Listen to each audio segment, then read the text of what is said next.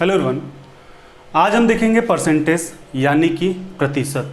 और जो परसेंटेज यानी कि प्रतिशत का जो हमारा लेक्चर नंबर होगा, क्वेश्चन नंबर, इसमें हम क्वेश्चन नंबर 53 से कंटिन्यू करेंगे, यानी 53 नंबर क्वेश्चन से कंटिन्यू करेंगे।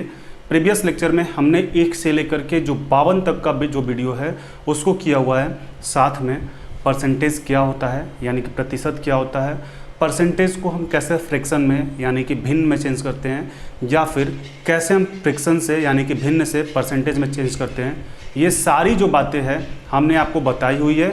और सारा का जो वीडियो है वो हमारे प्लेलिस्ट में अवेलेबल है, या फिर उस प्लेलिस्ट का जो लिंक है वो हमारे डिस्क्रिप्शन बॉक्स में अवेलेबल है।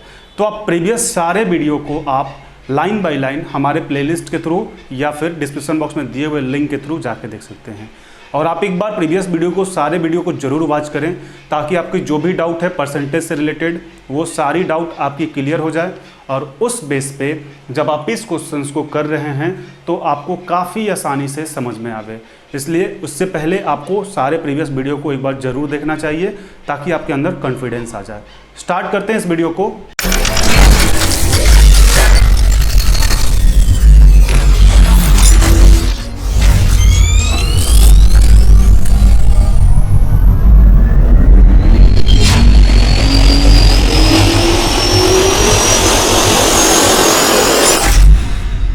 देखेंगे आप क्वेश्चन 53 परसेंटेज का 53 नंबर क्वेश्चन। पहले आप क्वेश्चंस को ध्यान से समझेंगे।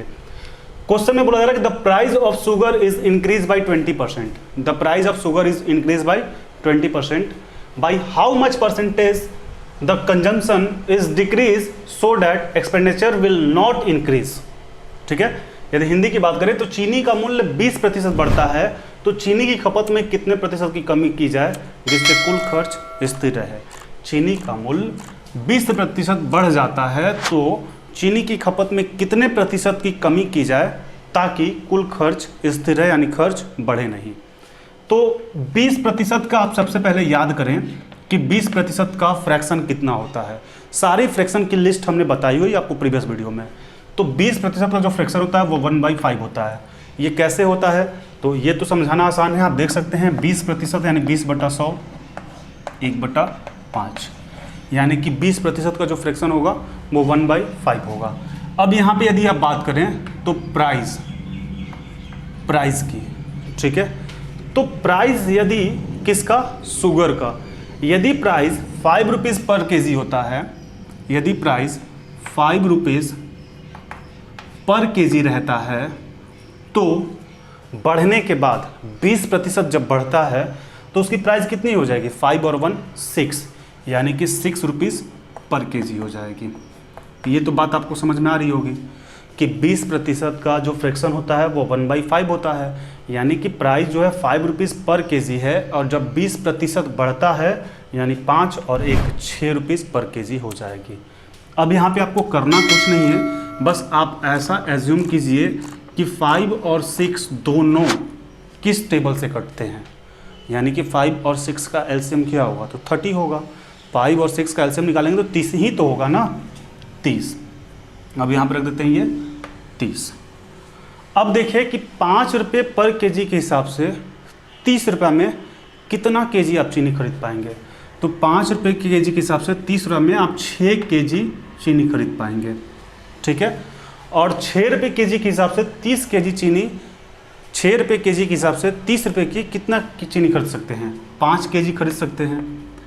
यानी कि पहले आपका जो कंजम्पशन था, पहले आपकी जो खर्च थी चीनी की वो 6 केजी थी, अब आपको घटा के 5 केजी करना होगा। ठीक है, यानी कि घटा कितना, तो 6 केजी से आप 5 केजी पे चले गए, 1 केजी। अब ये 1 केजी आपका किसकी वजह से घटा, तो 6 केजी की वजह से, 6 × 100। और जब आप इसको कर रहे होंगे तो इसका रिजल्ट जो होगा 16/2/3% होगा। ठीक है, ये तो हमारा रिजल्ट हो गया। एक बार फिर से इसको समझा देते हैं। आपसे क्वेश्चन में पूछा जा रहा है कि चीनी का मूल्य 20% बढ़ता है तो चीनी की खपत में कितने प्रतिशत की कमी की जाए जिससे कुल खर्च स्थिर रहे। यानी कि 20% का जो फ्रैक्शन होता है वो हमारा होता है 1/5। अब यदि प्राइस हमारा 5 रुपये पर केजी होता तो 20% इंक्रीज करने की वजह से जो प्राइस होगा वो 6 रुपये पर केजी हो जाएगा। अब 5 और 6 दोनों का जब आप ऐसा कोई नंबर निकाले जो दोनों से डिविजिबल हो, यानी दोनों नंबर से विभाजित हो, दोनों नंबर से कटे, 5 और 6 से। तो दोनों नंबर से डिविजिबल यानी विभाजित यानी कटने के लिए जो नंबर निकालते हैं वो कैसे निकालते हैं, एलसीएम यानी लसा के थ्रू। तो 5 और 6 का एलसीएम कितना हो जाएगा, 30। अब 5 रुपये पर केजी के हिसाब से 30 रुपये में आप कितना किलो चीनी खरीद सकते हैं, तो 6 पंचे 30 यानी 6 केजी। और 6 रुपये पर केजी के हिसाब से 30 रुपये में आप कितना केजी की चीनी खरीद सकते हैं, तो 5 केजी। यानी कि पहले आपकी जो खर्च थी वो 6 केजी थी और प्राइस इंक्रीज़ करने के बाद जो आपकी खर्च है वो 5 केजी करनी पड़ेगी, ताकि जो आपका अमाउंट खर्च है, जो आपको पैसे खर्च करने हैं वो स्थिर रहे। पैसा आपको उतना ही लगाना है जितना कि आप प्राइस बढ़ने से पहले लगा रहे थे, ठीक है। तो पहले आप 6 केजी खरीद रहे थे, अब आपको 5 केजी, यानी कितना केजी का आपको डिक्रीज़ करना पड़ेगा, 6 से 5 यानी 1 केजी का। और 1 केजी का किसके वजह से, तो 6 किलो की वजह से। और जब आप इसको सॉल्व कर रहे हैं तो 16/2/3।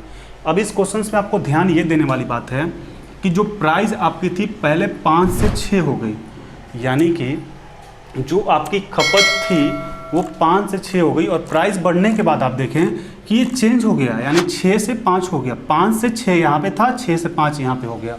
यानी जब भी आपको इस टाइप का क्वेश्चंस मिले तो आपको इतना ज़्यादा सोचने की ही ज़रूरत नहीं है।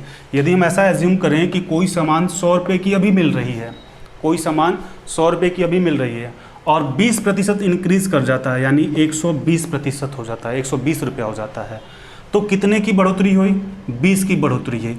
तो कितने की हमें कमी करनी पड़ेगी, 20 की। यानी जितना बढ़ेगा उतना ही आपको कम भी करना पड़ेगा।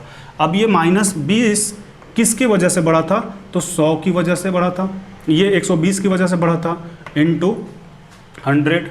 अब जब आप इसको सॉल्व कर रहे होंगे तो इसका भी रिजल्ट 16/2/3% ही आएगा। यानी कि इस टाइप के क्वेश्चंस में आपको यही देखना है कि जो भी आपका पहले जो आपका खर्च था, यानी कि जो आपका पहले कंजम्पशन था, बाद में वो आपका क्या हो जाएगा, चेंज होके एक्सपेंडिचर हो जाएगा। यानी 5 रुपये पर केजी था, 5 से 6 केजी था, ठीक है। तो ये हमारा पहले का खर्च था जब प्राइस नहीं इंक्रीज़ किया था। बट प्राइस इंक्रीज़ करने के बाद देखें कि ये आपका क्या हो गया, 6 केजी और ये आपका 5 केजी चेंज हो गया। तो इस तरीके से क्वेश्चन आपसे जब भी पूछे आप यही लॉजिक लगाएं, 100% आपका काम आएगा। अब आप इसको या तो नोट करें या फिर स्क्रीनशॉट ले लें। अब ये तो हमने आपको क्वेश्चन समझा दिया। इसी बेस पे मैं आपको 4-5 और क्वेश्चंस दे देता हूँ और वो क्वेश्चंस आप क्या करेंगे, आप उस क्वेश्चंस को प्रैक्टिस करेंगे। प्रैक्टिस करने के बाद उस क्वेश्चंस का सही रिजल्ट क्या है, यानी आपके अकॉर्डिंग उसका क्या आंसर आता है, आप हमें आंसर को कमेंट बॉक्स में ज़रूर बताएंगे। और आप उसको सॉल्व कर पा रहे हैं या नहीं कर पा रहे हैं, आपको क्या डिफ़िकल्ट हो रहा है, क्या आपको कठिनाइयाँ हो रही है, आप उसको हमें कमेंट बॉक्स में अपना फीडबैक भी ज़रूर दें और आंसर ज़रूर शेयर करें। तो क्वेश्चन नंबर फर्स्ट देखते हैं। क्वेश्चन नंबर फर्स्ट, यदि मूल्य में 40% की वृद्धि हुई, ठीक है, 40% की वृद्धि हुई, क्या हुई, वृद्धि। सेकंड, यदि 90% की वृद्धि हो, 90% की वृद्धि हो। थर्ड, यदि 28% की वृद्धि हो, वृद्धि हुई। और फोर्थ में कुछ चेंज करते हैं, क्या चेंज करते हैं कि 20% की कमी हो जाए, तो 20% की कमी हो जाए। और फिफ्थ नंबर आप देख लें, यदि 40% की कमी हो जाए। तो क्वेश्चंस को आपको कैसे बनाना है उसको भी बता देते हैं।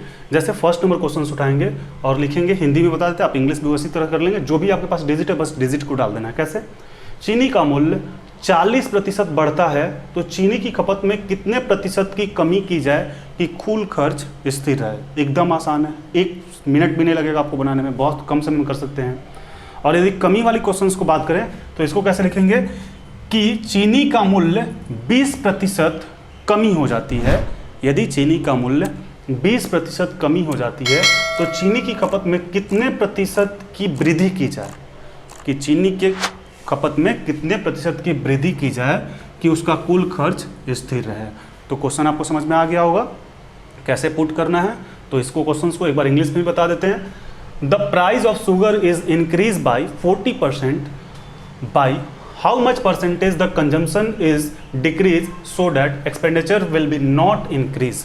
ठीक है, तो आपके पास ये 5 क्वेश्चंस दिए हुए हैं। 5 क्वेश्चंस को आपको करना क्या है कि इंग्लिश में या हिंदी में जहाँ पर भी डिजिट दिया हुआ है उस डिजिट को आप चेंज करके इस डिजिट को 5 बार क्वेश्चंस को बनाइए, 5 क्वेश्चंस को सेट कीजिए। बनाने के बाद जब आप उसको सॉल्व कर रहे हैं तो आपको सॉल्व करने के बाद किस परसेंटेज पे क्या रिजल्ट आता है, ये आप हमें कमेंट करके ज़रूर बताएं। और आप इसके साथ आप इतना ही नहीं, आप अपने बुक को भी देखें, इस टाइप के जितने भी क्वेश्चंस हैं आपके बुक में, उन सारे क्वेश्चंस को आप सॉल्व करें। आपसे सारा क्वेश्चंस बनना चाहिए, और जो भी डाउट आती है या फिर आपसे क्वेश्चंस नहीं बन पाते हैं, आप हमें कमेंट करके कमेंट बॉक्स में ज़रूर बताएं कि आपको क्या प्रॉब्लम हो रही है। अब आप इस क्वेश्चंस को या तो नोट कर लें या फिर स्क्रीनशॉट ले लें, फिर नेक्स्ट क्वेश्चन देखते हैं।